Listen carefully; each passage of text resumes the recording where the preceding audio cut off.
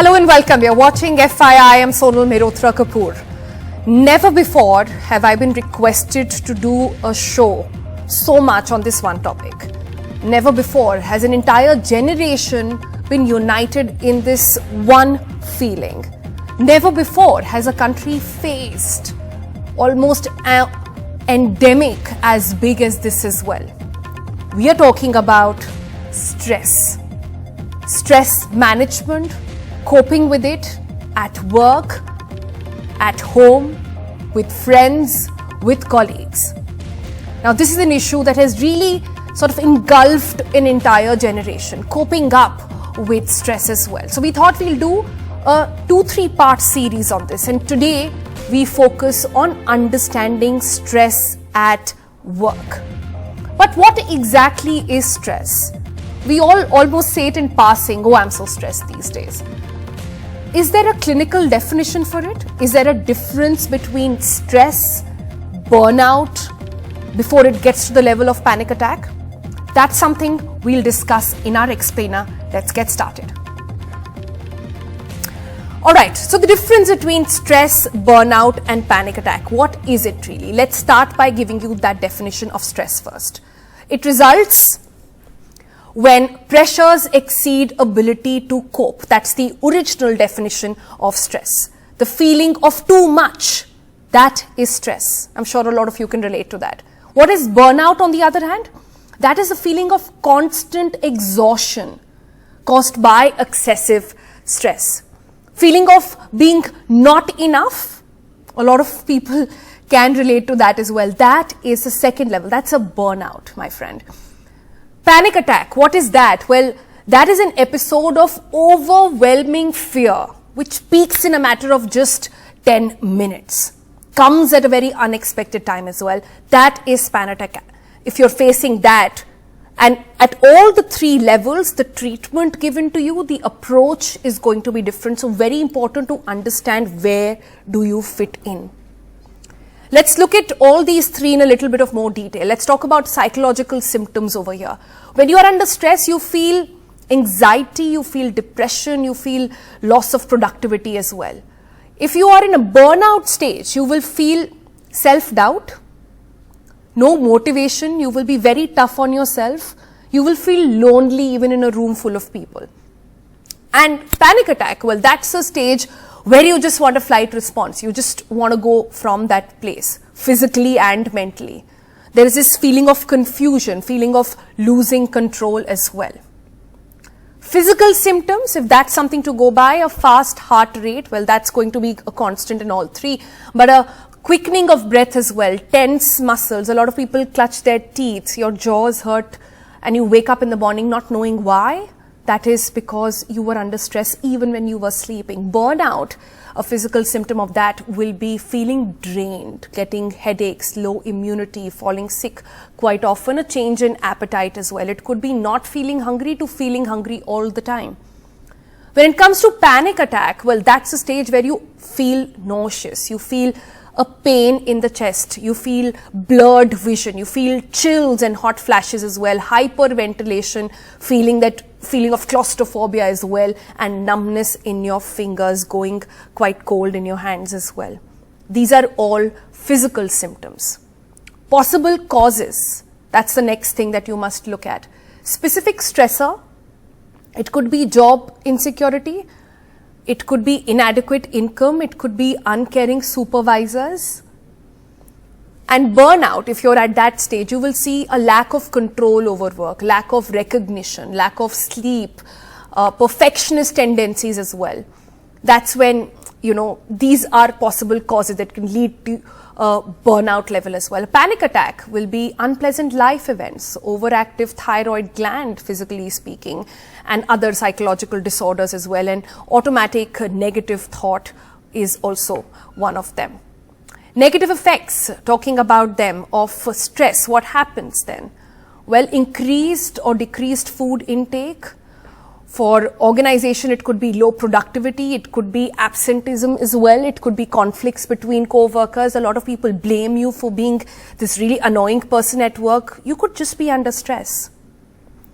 At a burnout level, a lot of people say this, long-term changes in body vulnerability to illnesses. People think, oh, I'm just going through a phase. It could be a phase of burnout. It's important for you to look at these symptoms and understand that.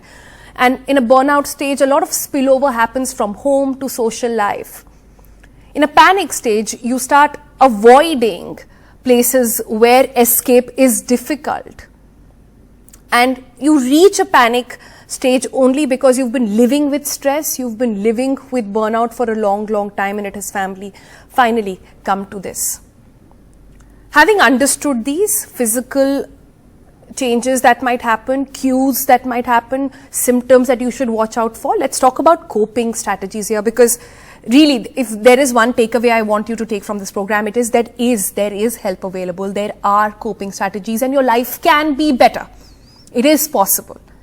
So look at these coping strategies. Track your stressors under the stress level if you fall under that category. Try to journal. Try to pinpoint into what exactly is causing that stress to you. Allow yourself to make mistakes. Stop being hard on yourself. That's what I mean by that. Exercise, meditation, yoga, just to physically get some control over your body and get your body in balance. If you fall under the burnout category, well, coping strategy for you could be recognizing that burnout can escape notice. Find an attentive listener. It could be help, it could be a professional help, it could be a friend, it could be anybody in your safe circle whom you feel good talking about. And also what helps is a break from work if you're in that burnout stage. In a panic attack stage, well, the first thing is that you need to see a professional. In fact, all three stages, it's very good to see a professional. They're just there to help you out. There's nothing wrong with you if you're doing that. Cognitive behavior therapy is great for confidence to re-enter and fear situations to build in. You can look up that issue in detail as well. A lot of therapists come in talking just about that, and also practice mindfulness. What is that? How can you lead to this? All of this is something that we will discuss with our panel now. Let me break it open to them. Joining us on FYI today is Nikhil Taneja. Also with us is Divya Mehrotra and Ashish Thakur. Nikhil, let me come to you first. I've just tried to, I don't know if it's easy, I don't know if it's even possible to talk about stress in such a short duration of time, because I know one size does not fit all, but very broad definition is what we've tried to put out for people to understand, because it's such a casual thing to say, oh, I'm just very stressed right now. And people think, oh, I'm just going through this phase at work. Oh, I was just not feeling very good today. People don't know how to identify trigger points, etc. To somebody who's still not in sync with what's happening to them mentally and physically, is there a quick tip that you can share for them to take a pause and understand what's happening within? First of all, Sonal, thank you for having this conversation on national television. I think this is a very, very, very important conversation, and we should be having this a lot more, because I think the common misconception is that mental health or mental health illnesses happen to only certain kinds of people, who are maybe going through something terrible in their life, or, who are maybe mentally not sound. On the other hand, mental health is something that every one of us goes through. Like we go through physical illnesses, we also go through mental health issues.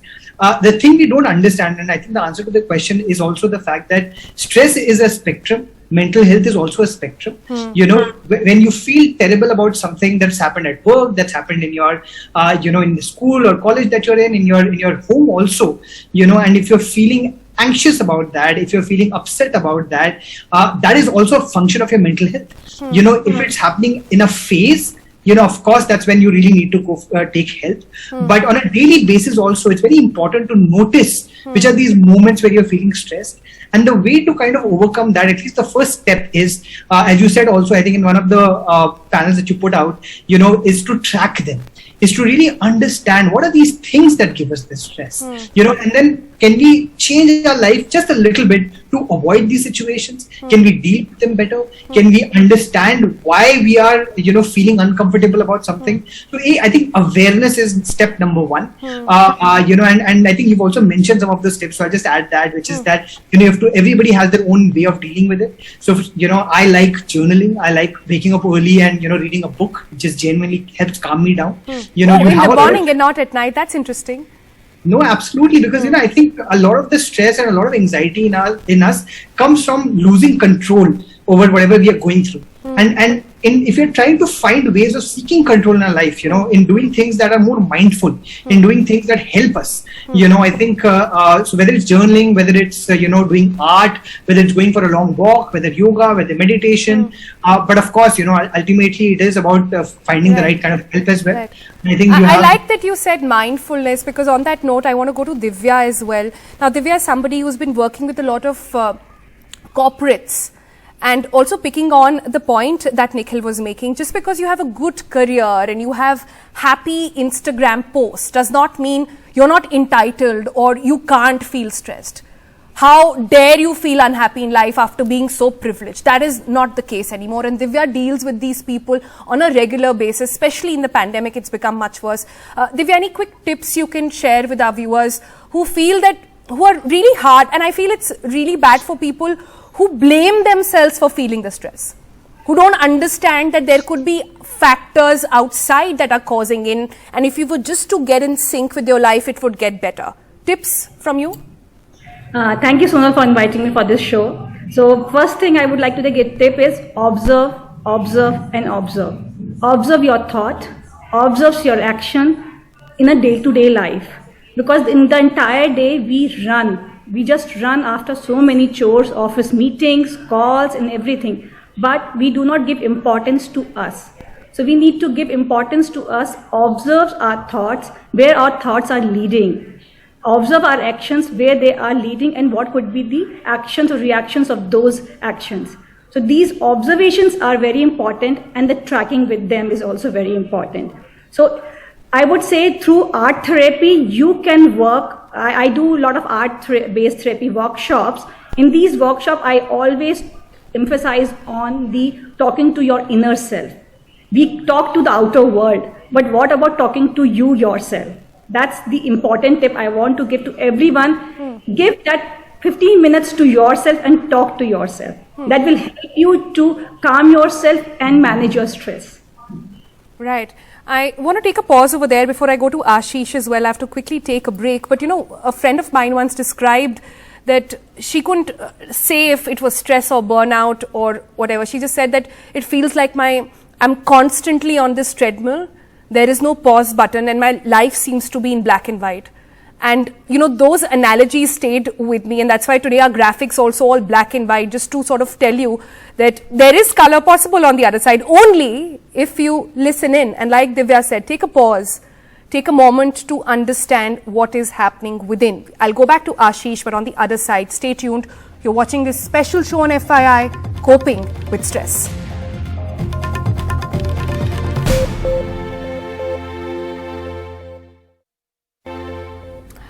Welcome back. How to cope with stress at work. It is one in our series where we will be talking about different kinds of triggers of stress as well. Let me go to Ashish now, who's been waiting in very patiently on this conversation. Ashish, for somebody who's just perhaps understood and has managed to categorize themselves into where they fall, where do you think would be a good point to start? How do you approach help? How do you get started? Sure. So, Sonal, first of all, very critical conversation, because even children today are using the word, I'm stressed. And very beautifully put by Nikhil and Divya. Where I want to start with is, you may be self-aware. However, after that, do you self-manage or do you self-mismanage? I see. Unfortunately, like we normally slow down our cars when the signal turns amber. But in the case of life, we tend to ignore the smoke alarm of our inner selves, which kind of gives us these buzzers and signals in the form of disturbed sleep, anxiety, drop in appetite or increase in appetite, moods falling, anger outbursts, crying episodes. What are these? These are the body, the mind giving us signals. Something is going off. However, we tend to push ourselves, right till the brink, till it turns red. And like you shared at the start, we've gone from worry to constant worry to stress. Stress is turned into distress.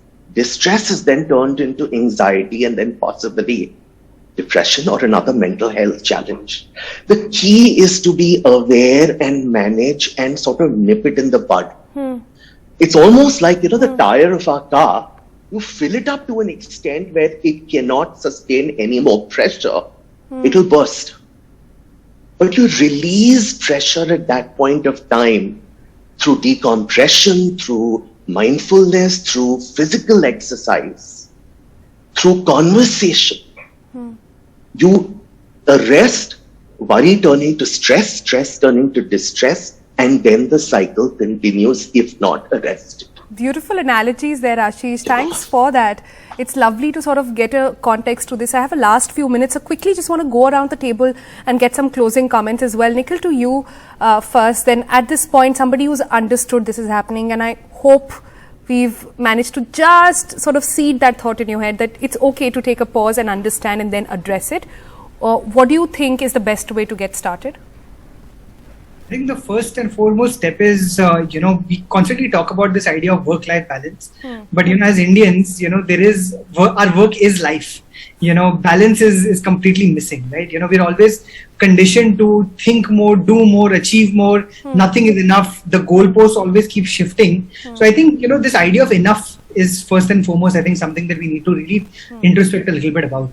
At what point is it enough? At what point can you just genuinely take a step back, and can I just add, it's not a problem that individuals can solve. Companies have to step in now.